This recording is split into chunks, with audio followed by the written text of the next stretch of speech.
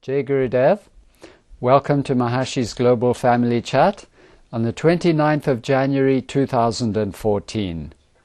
This evening it's our great joy to welcome Dr. John Lipman, who is Deputy Minister of Vedic Architecture of the global country of world peace. Dr. Lipman lives in Maharishi Vedic City and is the chief architect there for all the Vedic architecture in Invincible America, and he has been traveling and spreading the knowledge of Vedic architecture around the world. So it'll be a great joy to hear from you, Dr. Lipman. I hope you're with us. Yes, I am, Jai Gurudev. It's lovely to be connected with Maharishi's Global Family Chat. Please go ahead and tell us your good news. I want to update you on the developments of the Institute of Asian and American Studies, which was founded at MUM, Maharishi University of Management, under the leadership of Professor Rongsheng Zhu and MUM Counsel Bill Goldstein. The Institute will be providing short and mid-length non-degree courses for the growing number of students and professionals from China and other Asian countries who are seeking the training and knowledge necessary to obtain admission into an American university or to operate successfully and sustainably in the contemporary global business environment. A unique feature of the Institute will be the integration of consciousness-based education into the curriculum. In 2012, as regular listeners to Maharishi's Global Family Chat know, Dr. Bevan Morris made arrangements for a striking traditional Chinese building to be built in China, dismantled, and shipped to Maharishi University of Management's campus in Fairfield, Iowa. And with the initiation of the Institute that I've just described, it became clear that this building would be the perfect home for the Institute. But the details of the building and its construction were not yet worked out in those 2012 conversations that Dr. Morris had in China, and that project awaited some more technical meetings. A year later, this past September, MUM received a visit from a Chinese industrialist. He was completing a large factory building for his own operations in China, and he was touring the US, looking at office buildings to get ideas for the new corporate office building that he was going to build for himself shortly in China. I was invited to meet with him last September, where he confided that he had seen the Dryer building, MUM's administration building, and its first Maharishi Vastu structure, which I had the honor of designing in 1998. And he told me that he wanted to precisely replicate this building in China to serve as his headquarters. I was delighted to hear that, and I offered the design to him on the spot. He responded that in gratitude, he would like to invite me to China as his guest, to see the beautiful historic architecture of this great and ancient nation, and to view the site for his new office building. And so just a few days later, I found myself in Shanghai, the world's largest city. And let's go to the first slide now.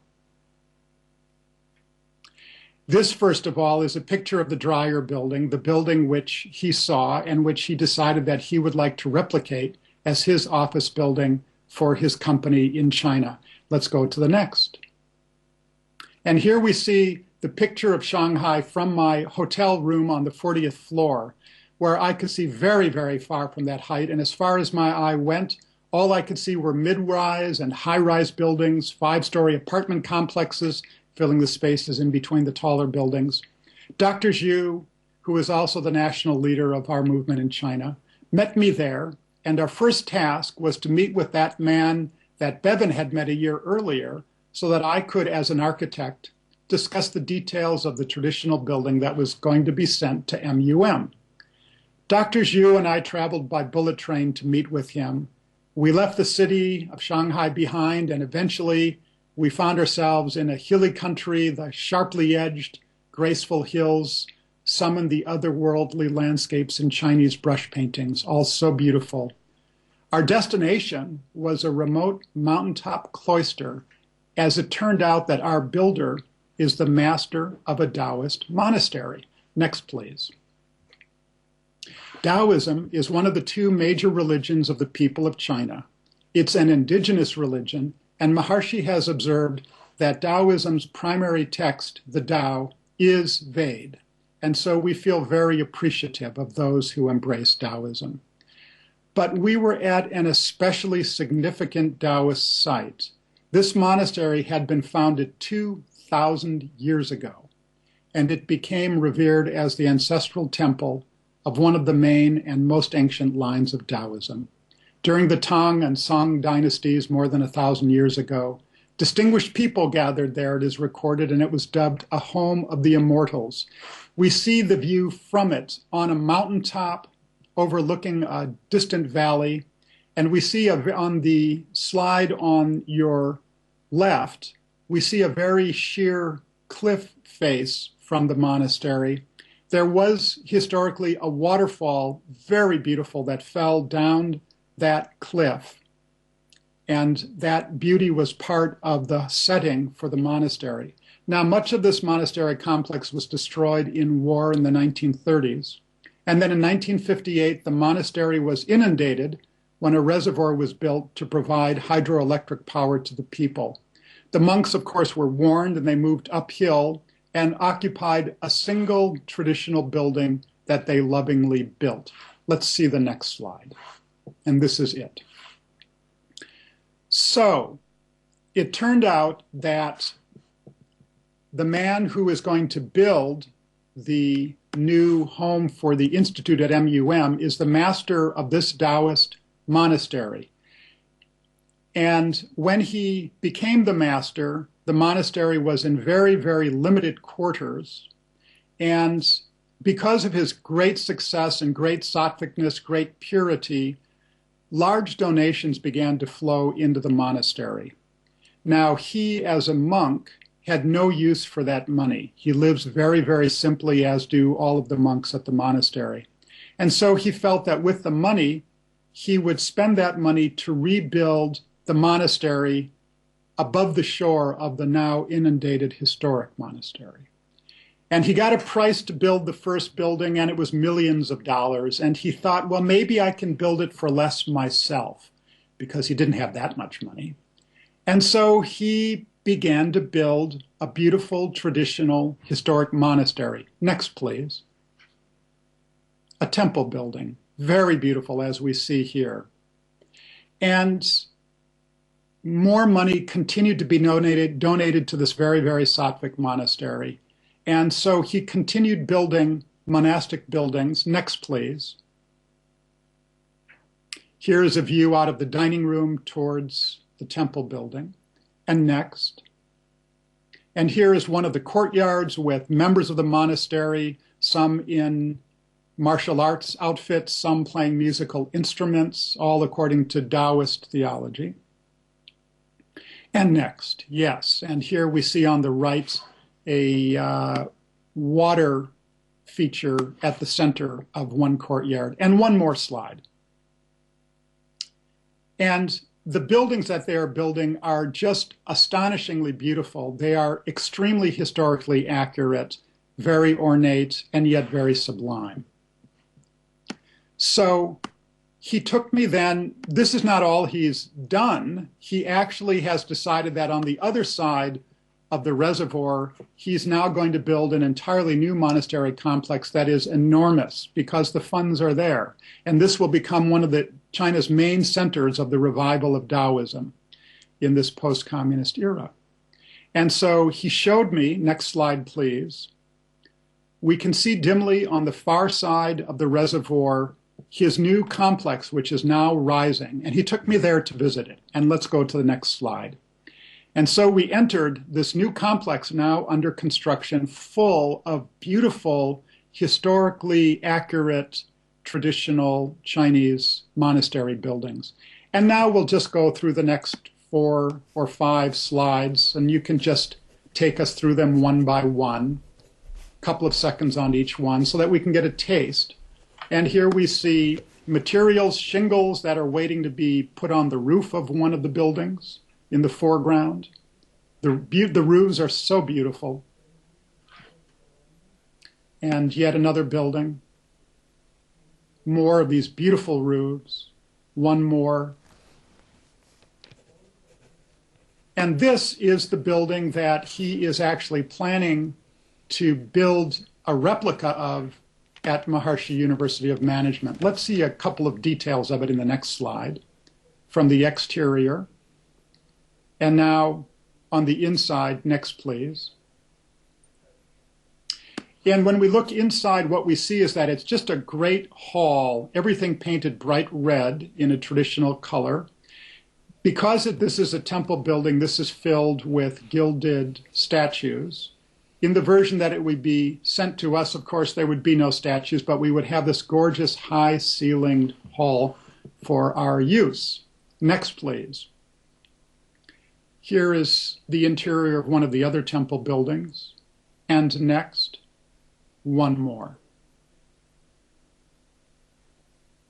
This is a building which is under construction, just to give you a sense of the process that they are doing that they will replicate for us at Maharishi University of Management. So this is a rendering. Let's hold on this for just a second. This is a rendering of the temple building that is going to be built in China at this complex and sent to us to be reconstructed. And the next slide, and this is roughly what it will look like when it is actually built. So now we had to figure out what we're going to do on the inside, etc., all the technical questions. And so next slide, please. With Dr. Zhu, the Taoist master, and I met for hours at this table, and we drank green tea, and we drew sketches of floor plans and elevations, which we see in the foreground on the right, in order to figure out how the building could be designed so that it could be fully used in Fairfield. Their traditional buildings are not insulated. We technically figured out how we will insulate the building. They are not heated or cooled. We also decided how that would be done and how to make it a highly sustainable, extremely energy efficient building. We also had to decide how to use the building. And next slide, please. The master told us that one way that these buildings are sometimes built is that they'll have a mezzanine around three sides of them. And so in this floor plan of the first floor, this is our plan for the MUM Institute building. The yellow areas in the center will be full height, two-story spaces, all the way up to the great high ceiling. And around in white will be 2 stories of mezzanines where we will have classrooms and offices. And next, please. This is the second story, looking down into that large open space where there will be 2 classrooms for 27 students plus 3 offices. And after the hours of finishing this, the business at hand, then we went inside where the light was lower, and I took out my laptop and I gave the master a lecture on Maharishi Vastu Architecture, architecture in accord with natural law, which would be a supreme addition to the work that he is doing in reconstructing what will be China's largest Taoist temple. And after that, we had our final meal together, and then we left. And so you can bring the camera back to me now. So that was the first part of the trip, and it was very, very exciting. What happened next is that Dr. Zhu and I flew to another part of China, and we were met there by the Chinese industrialist who we had met in Fairfield the week before, and he took us out to see the new factory complex that he is building, and it is vast. Let's go to the next slide now. This is one shot of a part of his factory complex, still under construction. That's why we see unseeded land in the foreground. And the next slide. And here we see drainage pipes being put in around the perimeter of the new building, which will soon be occupied. So while I was there, I had to ascertain where we would put a Maharishi Vastu office building for him. And so to the next slide, here I am on the site taking sunrise delay calculations in order to assess where on his very large parcel would be a nourishing place in which to locate a Maharishi Vastu building. And chickens in the foreground were my assistants, and they were very valuable, giving me a lot of help.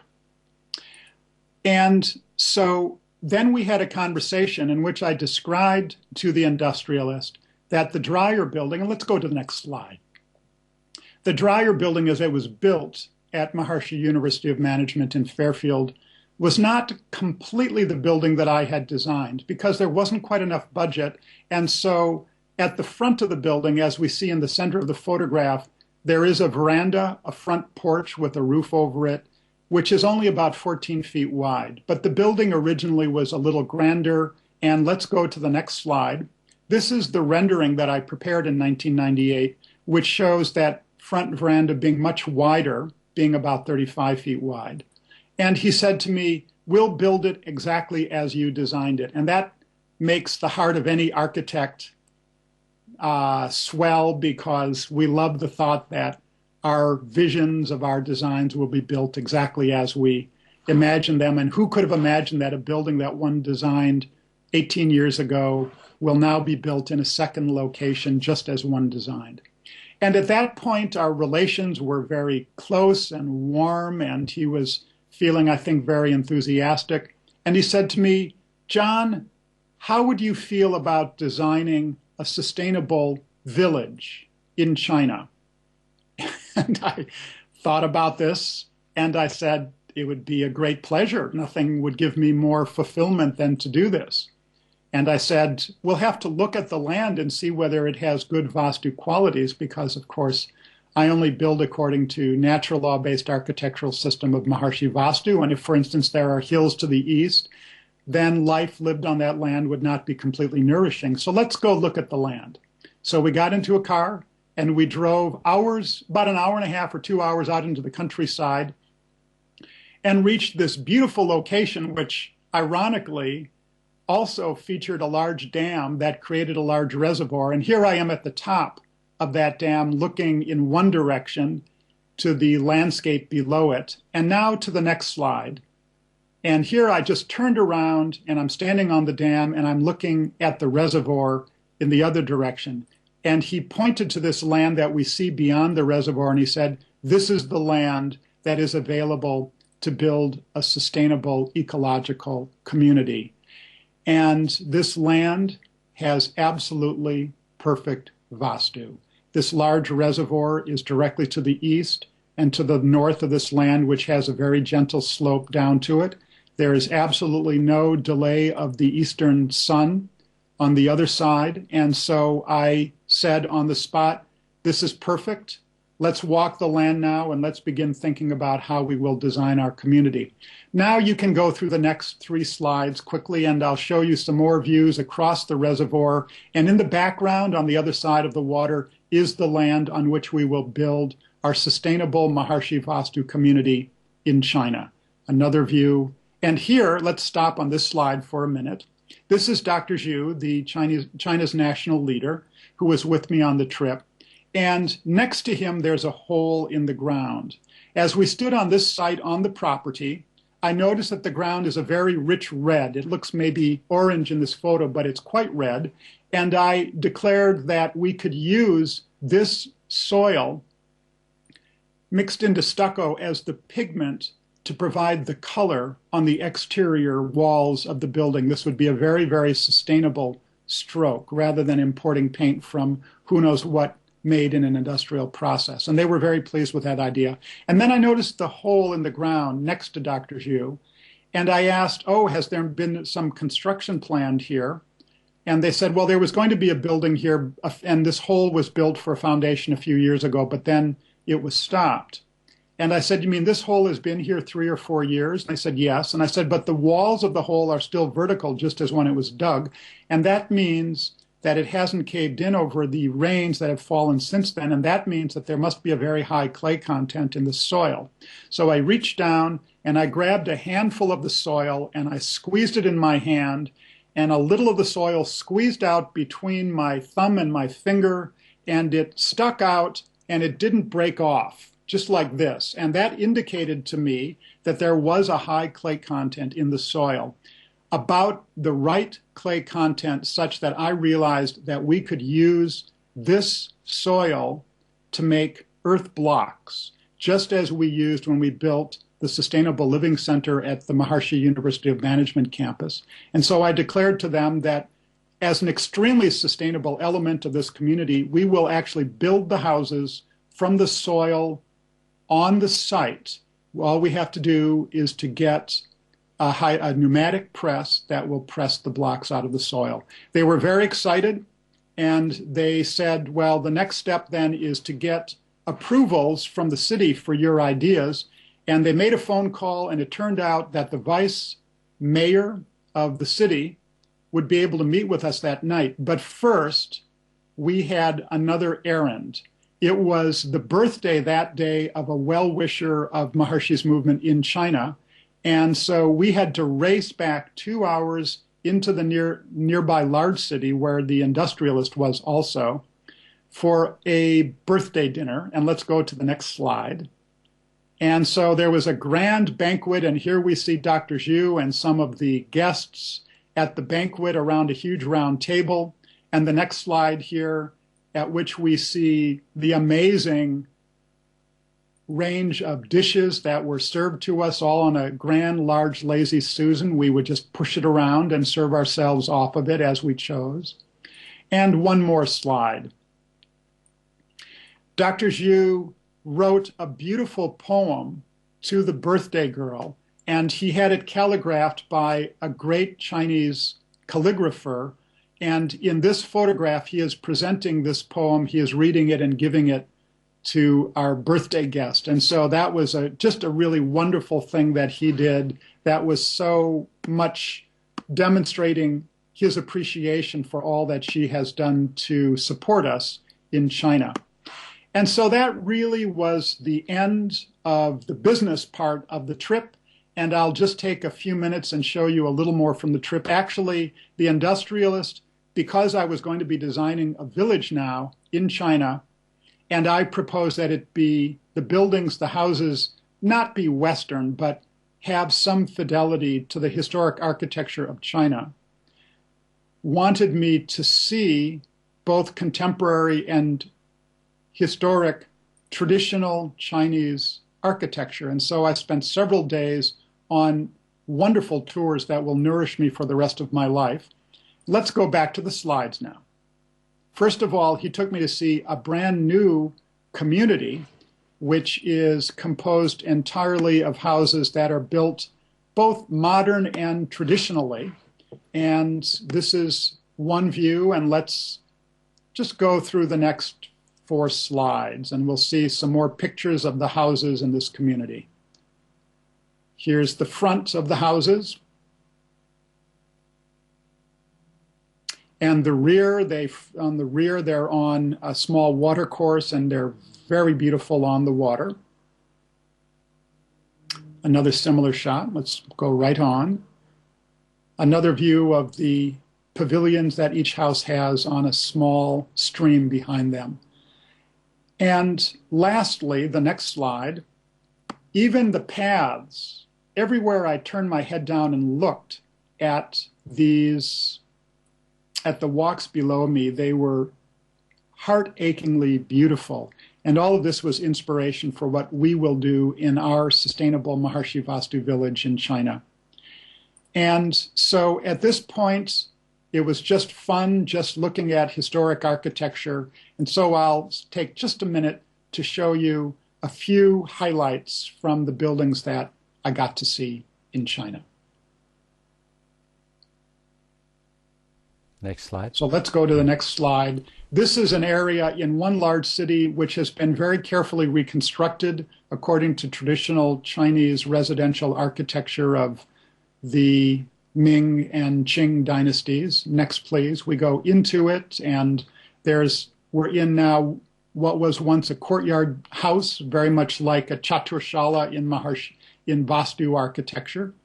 And next, another view of that same beautiful courtyard house. Next. Now, this I want to mention one little story about, and this will be our last story. We had a lot of fantastic meals on the trip, as you can imagine. One was here. This is actually a restaurant, and you dine next to this beautiful pond. And while I was waiting 2 minutes for my food to arrive, I decided I would walk to the other end of this gorgeous pond. And let's go to the next slide. On the left, we see the intended view near where we are sitting, but on the right is the view from the far end of the pond. It may not come through so well in these slides, but the left view is really beautiful. The right view is very dull. And what I realized at that moment is that traditional Chinese landscape architecture is very sophisticated and consists of carefully placing beautiful objects in the foreground and the background so as to transform what might otherwise be a bland landscape into something that catches the eye and delights it and makes it feel that it's very, very beautiful. And so I learned lessons as an architect on that trip that I hope that we will bring to the landscape architecture of Maharishi University and other Vastu projects for the movement in years to come. Next slide. At one place, we found what I can only describe as a Vedic observatory. We could spend a half an hour talking about the observatory features in it, but it was quite noteworthy to find, just as Maharishi said, around the world, Vedic observatories exist. Next, please. And just one sample of the achingly beautiful architecture and landscapes that I was privileged to see. Then it was time for a few gifts and mementos, and so in the next slide, I had an opportunity to ask a great calligrapher, a master whose work has been shown at the Louvre in Paris, to calligraph a Taoist inscription for me, and this is now hanging on the wall in my office back in Fairfield, Iowa, as a memory of this wonderful trip. And then my last day, next slide please, was back in Shanghai before departing, and I had a few hours, and so I went to the main Buddhist temple in Shanghai, and we see on the, let's go back to that last slide. We see on the right how the temple, which is gilded and quite magnificent, is in the middle of a 21st century city. We see a skyscraper towering behind it, but inside the temple, inside of the sanctuary rooms, as we see on the left, it is a beautiful traditional interior landscape such as one might have visited in China hundreds and hundreds of years before. And so back now to Fairfield, to the next slide. And this is the image of the building that we plan on building in Fairfield. So where to locate it? Let's go to the next slide. This is an aerial view of one part of the West Campus of Maharishi University of Management. On the right, we see two rectangles. These are the Peace Palaces that Maharishi asked MUM to build in 2006. And behind them, that is uphill from them to the west of them, is a beautiful, large, open, east-facing, with an unobstructed view hill. And on that hill, the temple will be built. It will be placed. The temple building, of course, it won't be used as a temple, but rather as a classroom and exhibition hall for MUM, will be built in the pink square or rectangle shown. And on either side of it, eventually, the two red rectangles indicate where future phases of the Institute's home will also be, all enclosed in a large Vastu fence, all according to the principles of Maharishi Vastu Architecture, with a beautiful Chinese pond located to the east of them. And inside the final slide, we see this photo that we saw before of the inside of one of the temples in China. We, of course, will not have statues inside of ours. Instead, this space will be a museum for the university and its budding collection of Asian art, and around it, classrooms for the Institute of Asian and American Studies at MUM. And so that is a quick summary of a 10-day trip to China in which 3 different Maharishi Vastu projects were moved along, and it's a delight to share them with you. Jai Gurudev. Thank you, John. This is magnificent to see this wonderful tour that you took and what led up to it, and seeing all these beautiful buildings, traditional buildings, and also very beautiful modern buildings. And I'm sure everybody would like to know from you some of the significance of the symbolism that is used in the traditional Taoist buildings or the Chinese buildings. For example, the upcurving roofs. What is the significance of that? They have been built in this way since at least the Tang Dynasty, which is between 600 and 900 AD. And the original reasons for doing it, I think, are really not known anymore. And there's quite a bit of speculation. It is absolutely the signature of traditional Chinese architecture. There are theories. I could share a couple of them, but we simply do not know why it was done historically, but we do it today to honor the tradition. And will it work in a snowy area? Yes, it will. On a prior trip to China, I was in Beijing, which has winters that are comparable to the winters in Fairfield in some years, and similar buildings hold up very well. I've seen temples in Beijing that are hundreds of years old. So these are heavy timber buildings constructed of massive trunks of trees. They're extraordinarily strong, and so I do not anticipate any problem with snow loads, but our trusted structural engineer here in Iowa will be a part of the design process, and he will do structural calculations to satisfy us. So the timber will be Chinese timber? Correct. And they grow those huge trees there? Yes, they do. They will grow them, they will harvest them, dry them, shape them for us, paint them that gorgeous red lacquered color, and ship them over already pre-cut to be notched and fitted together.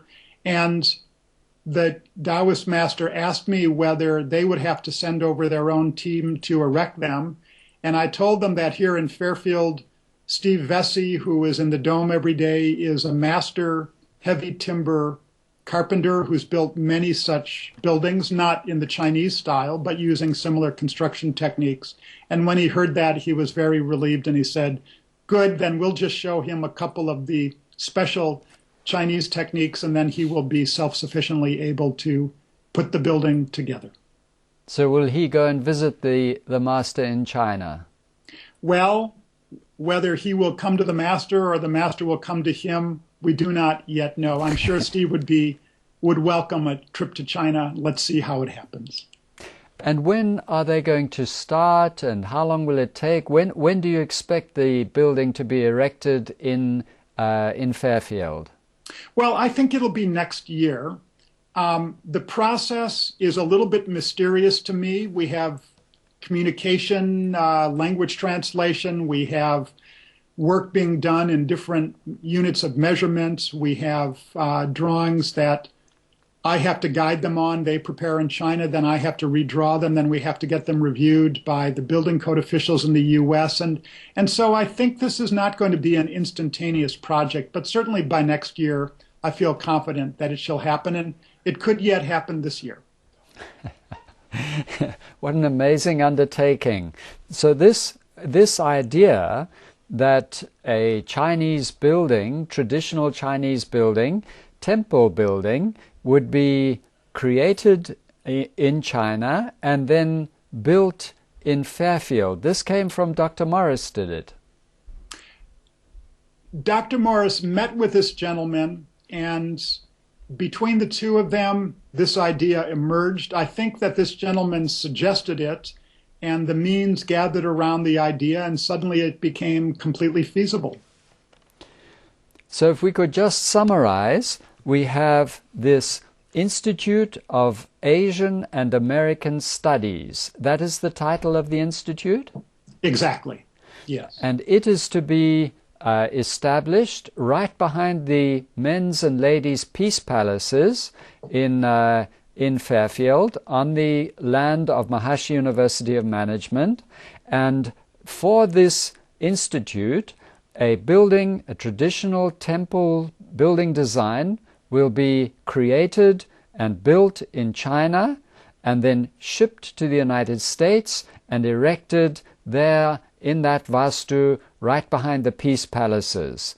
And this will be then the Institute of Asian and American Studies of Maharishi University of Management, which will act as a kind of bridge for Asian studies coming to study at MUM or at other universities, other colleges in the United States. Is that correct? That's exactly right. People will come from the Pacific Rim, from China and other countries, to the United States to study at this institute. And also, we anticipate that Americans who want preparation in Asian cultural studies will be able to do courses here before they go to Asia. There is a business plan for this. It has some very strong organizing ideas which are based on real needs that currently exist in the business community and the educational community in East Asia and in the United States. And so the future looks very bright for the Institute. And the Institute will look very bright in the cornfields of Iowa. Indeed, it will. And in fact, we anticipate that it will become quite a destination, that it will become a tourism destination here in Fairfield, because it will be very striking. And one last thing that I'll mention about it, while the temple from the floor up will be completely traditional, we actually anticipate that it will be on top of a courtyard, which I didn't mention at all, which will be quite modern. And so Dr. Xu envisions this as the marriage of traditional and modern, which will make it quite striking, and actually I think will make it noteworthy in architectural and cultural publications. And so I think it seriously may become quite an objective, quite a destination. One more reason why the world will beat a path to the doorstep of Maharishi University of Management. And the Sustainable Living Center will be just a couple of 100 yards away. That's exactly right. And we are taking inspiration from the work that we did in the design of the Sustainable Living Center, and we want to incorporate extremely sustainable features in this building under the inspiration of that. And Lonnie Gamble and the other really strong instructors at the Sustainable Living Department will certainly be on the team that will help us to solve the engineering issues for the temple. So there will, I anticipate, be a real connection between these two nearby buildings. We already can see the similarities in those huge tree trunks that have been used in the Sustainable Living Center, and just the same in the temple. And yes? That's exactly right. It's a coincidence, an unintended coincidence, that both will be built using the second, like the first, will be built with heavy timber construction.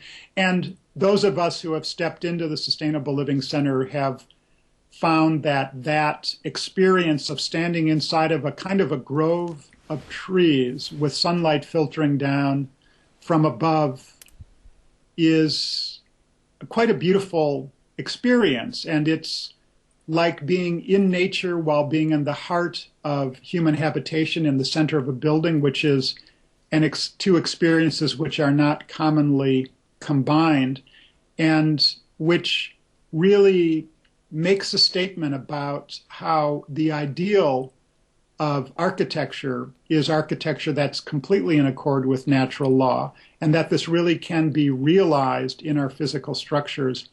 And it set a standard that we hope to meet in this next building on the MUM campus.